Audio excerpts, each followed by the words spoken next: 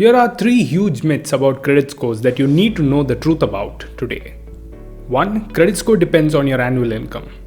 It is possible for a person to have a score of 800 plus with an annual income of 5 lakh rupees. Similarly, it is also possible for a person with an annual income of 10 lakh rupees to not have a credit score at all. Credit score depends purely on whether you have credit lines and how well you manage them. 2. Getting married will merge your scores. There is nothing like merging credit scores in reality.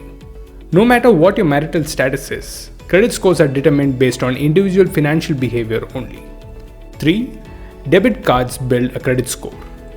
Debit cards do not contribute to building your credit history or getting a credit score for the simple and straightforward reason that there is no credit involved here. You must avail a credit card or a loan to open your quota of credit history.